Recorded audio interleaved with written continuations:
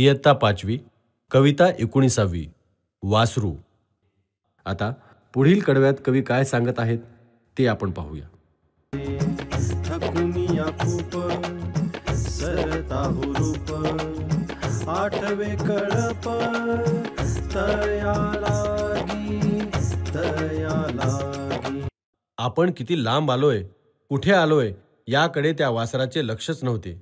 ते फक्त हुंदडतच होते. जेव्हा ते थकलं आणि त्याचा हुरूप कमी झाला. हुरूप म्हणजे काय मुलांनो? सर, हुरूप म्हणजे उत्साह, जोम. अगदी बरोबर. तर असं संपूर्ण रानात फिरल्यानंतर, बागडल्यानंतर जेव्हा ते थकले आणि त्याचा उत्साह कमी झाला, तेव्हा त्याच्या लक्षात आले की आपण आपल्या कळपापासून खूप दूर आलो आहोत. आता मात्र त्याला आपला कळप आठवू लागला. आता पुढील कडव्यात कवी काय सांगत आहेत ते आपण पाहूया.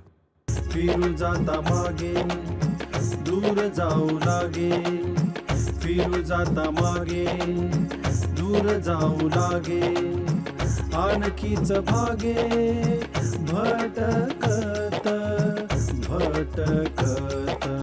जेव्हा त्याच्या लक्षात येते आपण आपल्या कळपापासून दूर गेले आहोत, तेव्हा ते वासरू कळपाकडे परत जायला निघाले. पण त्याला रस्ताच सापडत नव्हता आणि रस्ता शोधताना ते कळपापासून आणखीनच दूर जाऊ लागले. रानात रस्ता चुकल्यामुळे ते वासरू आणखीनच थकून गेले. आता पुढील कडव्यात कवी काय सांगत आहेत ते आपण पाहूया. पडता अंधारू लागले हंबरू, पडता अंधारू लागले हंबरू, माय तुले करू शोधू येई, शोधू येई, शोधू येई. मुलांनो, अंधार पडू लागल्यावर ते वासरू घाबरून हंबरू लागले. हंबरणे म्हणजे काय? सर, गुराचे ओरडणे. हो, अगदी बरोबर.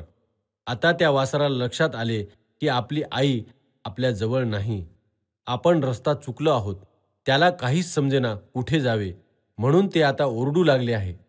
जणू ते त्याच्या आईला बोलावू लागले. अगं आई, मी तर रस्ता चुकलो आहे.